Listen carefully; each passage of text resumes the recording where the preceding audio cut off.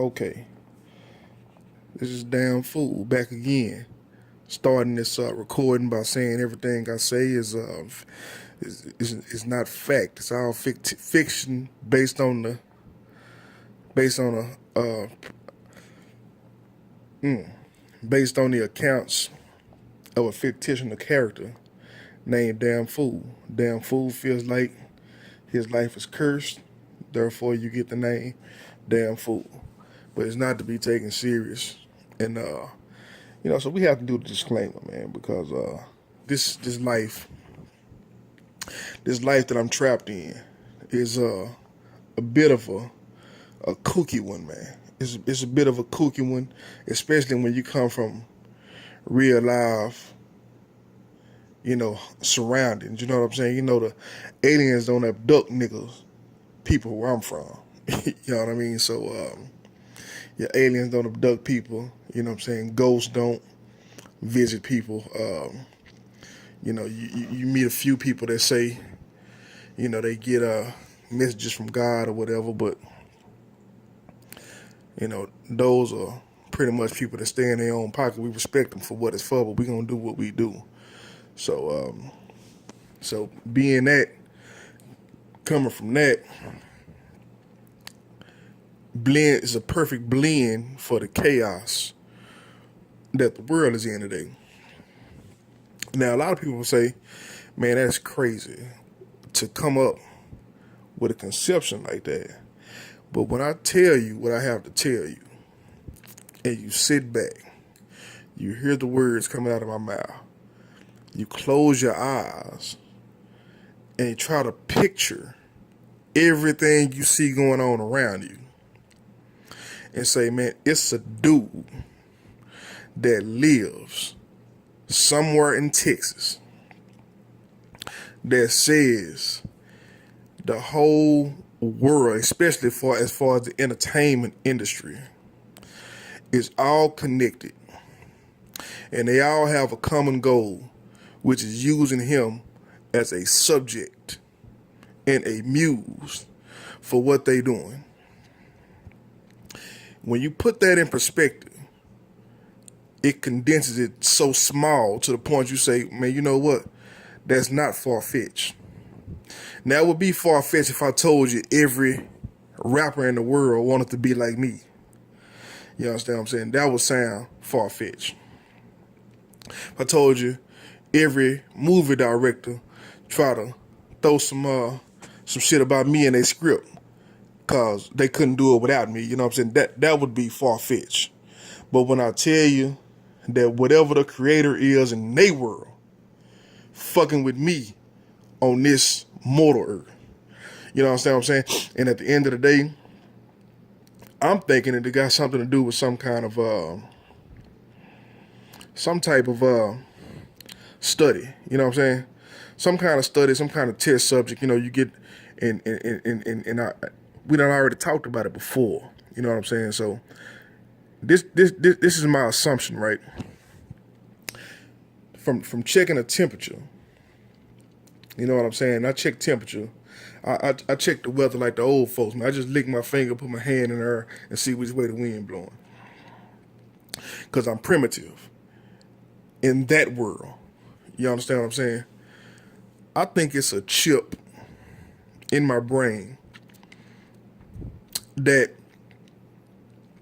you have to figure out how the brain works, what stimulates it, and what makes it fire so you can control it. Let me repeat that, man. You have to figure out how the brain works, what stimulates it so you can control it. So if I was to say, man, I'm going to put a chip in a person's brain, but I want to be able to control it, meaning I want to make his right arm move when I tell it to move. Well, I got to figure out what stimulates the nerves from the right arm to the chip, and how the chip can manipulate that stimulation and so forth. That's the most complicated way that I could put it. In more simpler terms, just to fuck with you, man, and have control over your life. You know what I'm saying? And maybe it's to put on all black people. Maybe it's to put on all people. Who knows? We don't know what it is. But all I can tell you is torture. And life don't, and like I say, my life ain't bad, man. You know what I'm saying? Whatever the situation is, is making sure a decent road is paved where I can get up, go to work, do certain things. But as far as being able to be in my right mind, no, it's always something obstructing progression. You know what I'm saying, in my life. You know what I'm saying? And when I do make any progression, it some kind of way gets halted or get interfered with or tampered with. So, I'm thinking of myself and like I said, I'm coming from a place of no questions and answers. It's like I'm in the depth of a black hole and the world around me is all simulated. But it's not giving me any instructions on how to assimilate with it. You understand what I'm saying? So all my relationships are fake. Were they fake from inception? I don't think so. But when these people turn up the heat, do they send a secret mole in to get everybody to perform a function and don't even realize what they're doing? Probably so. Because we fuck with petty people, man. So people are so petty. They'll fuck with you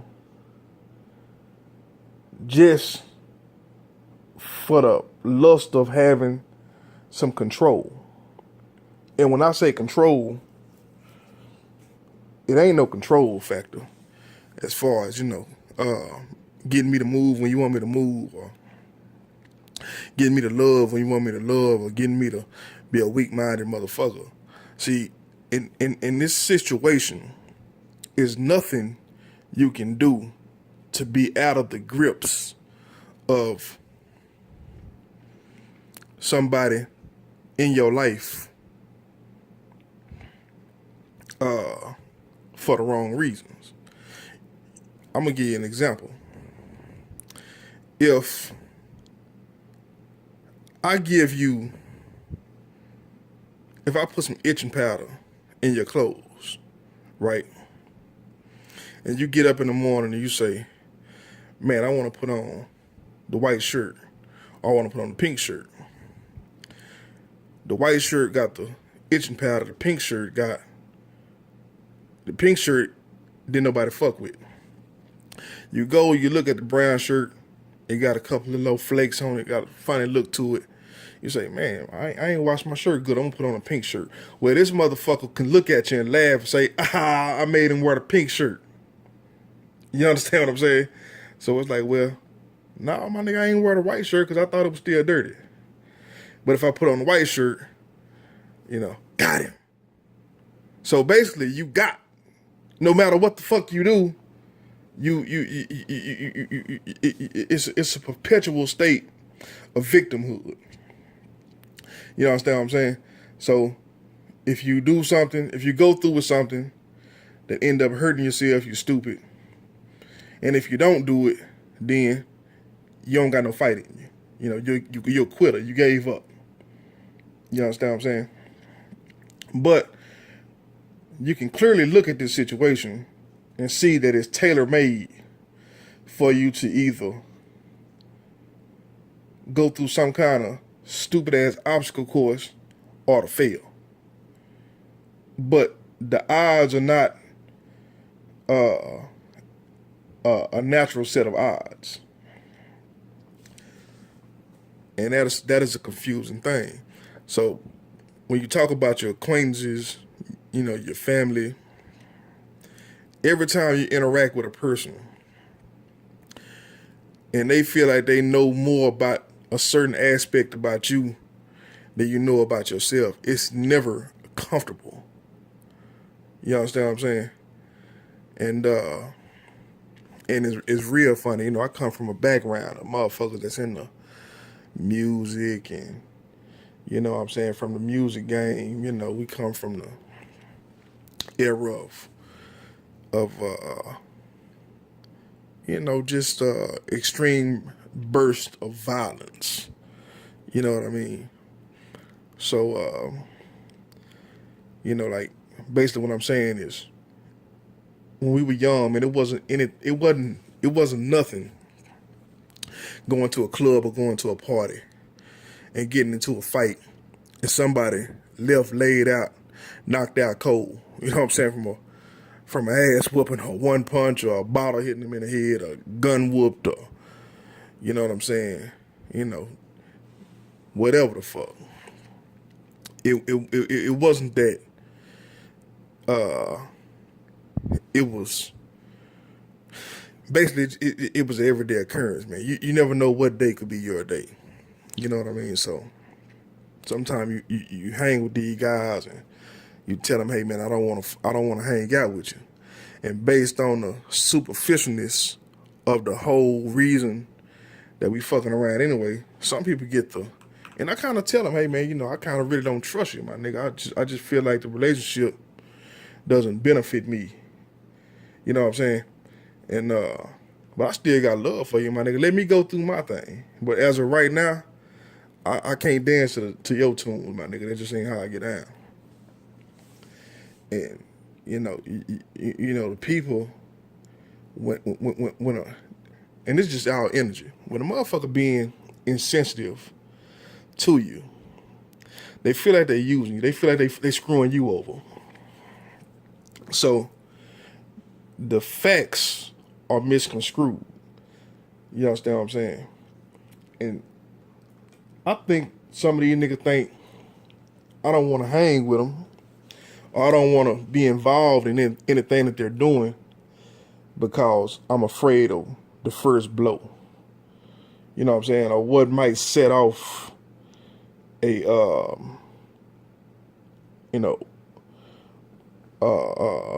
what may set off the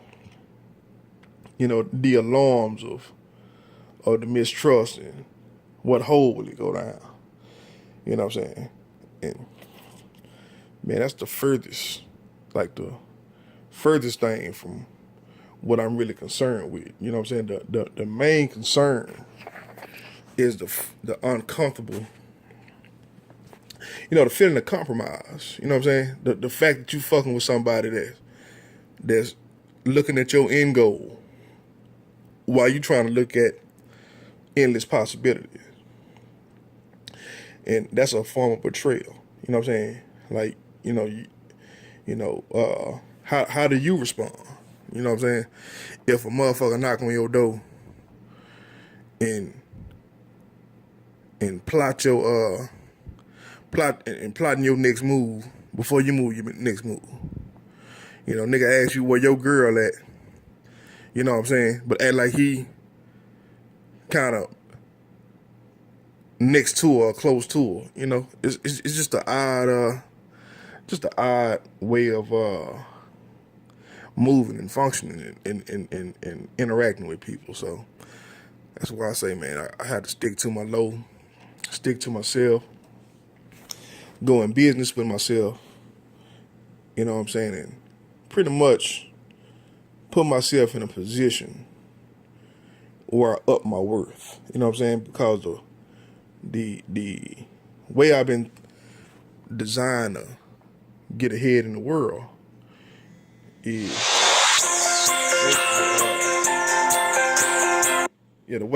that's my mom calling right there. But the way I've been designed to get ahead in life is basically to be innovative. Because when I say innovative, I've been knowing my whole life, man, that just being around my dad from a kid, I always had an entrepreneur spirit. Like, I always looked at things around me as tools to further myself in life. And what I recognized at a very young age, my friends didn't think like that, man. You know what I'm saying? Like, they didn't think outside of dealing drugs or sports or getting a job. The majority of them didn't think of arts and crafts as a part of getting paid. I looked at everything as something to sell. You know what I'm saying? And I'm not saying I'm the best salesman in the world. You know what I'm saying? But I'm looking for the best product. So yeah, I'm looking for the best product to sell. And so in hindsight, all my energy got attached to hip hop at a very young age. I got attached to the hip hop thing in like 87, 86, 87.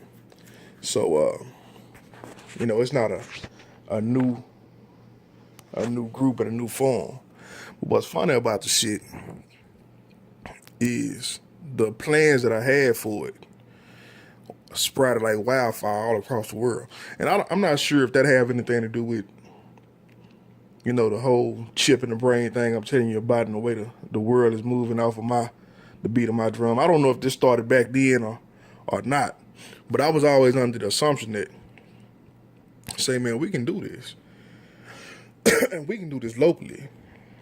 And not only can we do it and do it locally, we can be super successful because it's an untapped market. And even if somebody does tap the market, we still can do it because I guarantee you they're not going to do it the way I do it. You understand what I'm saying? So it was always a glimmer of hope because I always seen that hole. But as time kept progressing, that hole was getting smaller and smaller and smaller to the point to where now, I find myself getting into somewhat of an activism frame of mind. And when I seen the activists close in on me, that's when I finally realized it's a real wall that people are, it's a real wall that people have that I can't get past. Or I mean, I can't say can't get past because I ain't really tried that hard. It's when you see the wall, it overwhelms you. Like, what is this motherfucker doing here? It's not supposed to be here. You understand what I'm saying? So it's almost like feeling like you going into the eye of a dragon's. You walking into a dragon mouth. I remember Dungeons and Dragons, how the dragon mouth used to be opening his tongue with like a red carpet and his fangs were like fucking poles, and you don't realize they put a what do you call that? A funhouse sign outside the motherfucking mouth, and you walk right into his mouth. That's literally what it felt like, And so you see the dragon, and you see the motherfucker wink at you, and so all this shit is kind of overwhelming. But you gotta understand, this is part of your personality. It's like, nigga, I'm 40 years old, so from 10 years old to all the way up to 30. You've been gearing up for this particular moment. And all this whole time you've been tailor-made to just get up here and straight shine. And when you get here, you realize, it's a whole bunch of it's a whole bunch of arms, a whole bunch of hands, a whole lot of confusion. Then you look at the whole world. So a lot of assumptions that I come with, because I do a few other. Anyway, damn fool is his own thing. I don't want to get it too entrenched in my personal life. So whoever listening, just walk with me. But it's not something that I just realized. It's just that I just realized that it was so that it was so close, you know what I mean? So close, so dangerous, and so disrespectful, you know what I'm saying? So passively violent, you know what I'm saying? That, so the first thing you have to do is come to grips with what's the point? Like, what is the point, my nigga? Do I even have to work? 'Cause I can sit on my motherfucking ass all day, every day, drive nice cars and fuck around. You know what I'm saying? Since I'm seeing that there ain't no point to what the fuck it is I'm doing. Like, you know what I'm saying? So you just try to do things just because it's the human way, it's the American way. But nobody wants a path that's carved out for them, especially if the motherfucker ain't exciting. You know what I'm saying? It's like, nigga, you don't have your own thoughts. You know what I'm saying? You know, I like being in the dark, my nigga. I like thinking about kicking a motherfucker ass. I like to whoop a motherfucker ass without them knowing I'm coming to whoop their ass. You know what I'm saying? So just the fact that, you know, you feel like you under the spotlight every 5 fucking minutes. You know what I'm saying? Your friendships don't have any fucking you know, it ain't no kindle to them because they all fake. They all disingenuous. Everything is disingenuous. You know what I'm saying? So, you know, but at the end of the day, I'm not a suicide type person. So that's kind of like something that I don't even waste time pondering on. But I do see how the doctrines and how the mix of words, you know, what I like to call a parallel universe. I see how a lot of this stuff drive people to commit suicide. You know what I'm saying? Because how all the opportunities get taken from you. You understand what I'm saying? It's not that you don't have the drive. It's not that you don't have you don't have anything that it takes. It's none of that. It's that it gets taken from you. You know, and the person who gets it is a person who maliciously is willing to kill, man.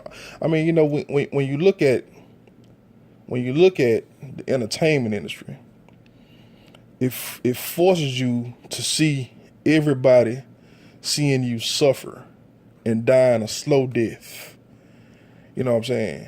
Unfulfilled life. And for some reason, you like, man, I'm gonna tell you something, dude. I would rather walk into my house and get my brains blown the fuck out than deal with this shit. You know what I'm saying? At least doing the highlights. And motherfucker, you should have did that 10 years ago. You know what I'm saying? So at least, you know, the people around you could say the potential that you had. You know what I'm saying? But to sit here, man, and not only watch, but participate in putting a person's fire out and watching them die a slow death and bullshitting the whole way, you have to look at them all like bloodthirsty, devil worshiping, evil, and call it what it is. That's what it is. You know what I'm saying? That's basically what it is. You know, don't lie to yourself and say we got to do the will of the... No, nigga, you worship the devil. That's what it is. You know what I'm saying? And I have to sit back from my position and say, and I'm jealous of their position, because I always tried to get there. And I know if I'd have got there, my goal always being to, you know, to try to be great, try to be perfect at what I'm doing. So I'm going for Jay-Z head in the game. You know what I'm saying? You know, in a perfect world, you know. Yeah, I'm going for that top rack. You know what I'm saying? I ain't trying to be, you know, the sideshow. So yeah, at the end of the day, it is what it is. And somebody probably would even ask, why would you think that? And I always say, man, I would hold back or not even mention that. Like, I would try to find a perfect time to even mention what I'm saying. But I remember, man, right before Patrice O'Neal died, right?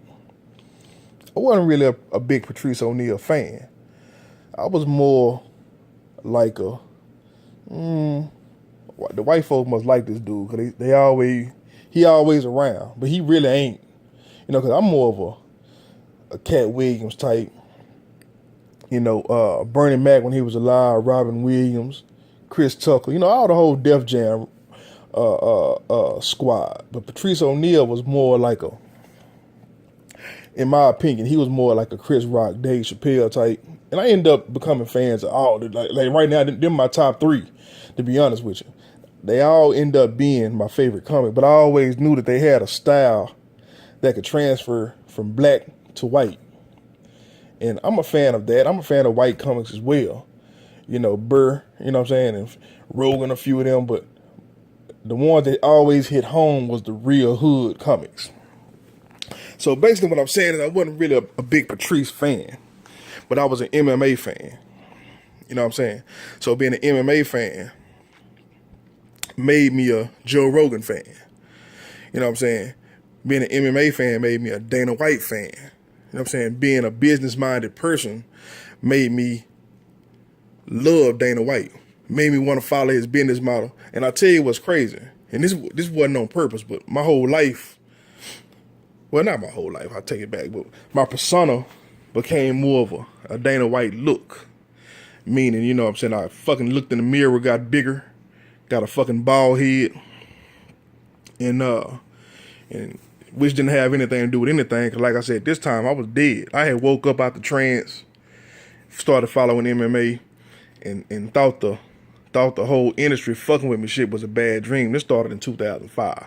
So come like 2007, 2008, I'm the biggest UFC fan. I didn't miss a UFC for like 5 years, man.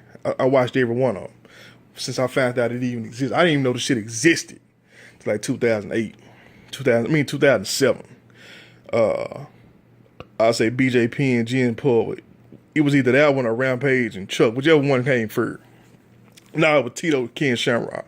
So anyway, long story short, I'm a Dana White fan. So being a Dana White fan made me find out, following him got me to find Opie and Anthony. You know what I'm saying? Patrice was a regular on Opie and Anthony. And the Opie and Anthony affiliates, Jim Norton, Bill Burr, Joe Rogan, and a mist of other cats, they will put Patrice on a pedestal. So one of the things, and this is how I know mind control works. One of the things that I learned was, one of the things about myself is, I respect any artist, man. There's not an artist in the world I don't have respect for. I got respect for Andy Kaufman. You understand what I'm saying? So it's not an artist that I don't respect. But when you get the respect of your peers, I look at you a lot more closely because I love greatness. I like to figure out what make a motherfucker great. So in the process, I started studying Patrice, and what I ended up doing was following his logic. Patrice was a super logical person. Even though he was a comic, he was all about freedom. He was all about logic. And he ended up going to the hospital for a stroke or whatever he went to the hospital for, and ended up dying. Now, I'm not finna sit here and pretend that I know the reason he died, but leading up to his death, it was a lot of weird praise, man. There was a lot of weird rhetoric going on around him. And what I loved about him, he was a trooper, man. He laughed right through the shit. And maybe he didn't even see it coming. But it felt like a lot of people around him knew something. Like, it was always jokes about how he would fuck himself out of big roles, and he would always break down like he didn't understand why this and why that. He can't see himself doing it. They would be like, hey man, but you gotta do this, you gotta do that. Oh, what the hell. Then it'd be a few jokes and have something to do about him killing on stage and all this murdering and dying. And I'm like, hey man, this shit feel kind of weird. After his passing, it was like, but you kind of overlook it And when he died, everybody was at a standstill. You know, it was like everybody showed respect. He was a giant in his field, but it's almost like what made him a giant was that he was on the outside. And when you're on the outside, hey man, maybe it ain't your, it's just a weird thing that I'm looking at. You know what I'm saying? I'm gonna leave it at that. Same thing with Prince. You know what I'm saying? Prince passed, but right before Prince passed, man, you just start seeing a lot of weird shit that was Prince-ish. Made you think about Prince. He would do interviews, he would do shows. You know what I'm saying? He was just making more appearances than normal. And they had the little dude, man, the little Sprite commercial. It's the sweet one. Little sweet popping up all over the place. And Prince passed. And in Prince passing, they still got a little sweet running around this motherfucker. So it's real easy to see that the people that you're dealing with ain't the most considerate. You know what I'm saying? They ain't, it ain't a lot of what feels like respect. And like I said, my cheese done fell off my crack. So I could be just rambling about some shit that don't mean shit. But if a person could run these roads parallel and see what the fuck I'm talking about, you know what I'm saying? It would make perfect sense to you, especially when you see that this goddamn demon is looking at you. On the flip side, it might not be a demon. It might be something for the good to say, hey man, I'm keeping you out of this. Maybe I want you to tell people to stay away from it. Or maybe I just want you to keep your goddamn mouth closed and stay the fuck away from it. Therefore, you have Damn Food Chronicles. You know what I'm saying? But, some of the wigged out scenarios that have me even at the point that I'm at now, in the beginning of 2016, I said, man, it's going to be a year that I'm going to go for the gold. Because I keep seeing, this invisible energy gold tending me, man. And my ducks in a row was, I can fight it with my resources around me. I got my mama. I got my little bro. You know what I'm saying? I got my home slice, which is, you know what I'm saying, my friend girl, whatever you want to call her. I got my daughter. So my daughter is my inspiration. You know what I'm saying? My mom is my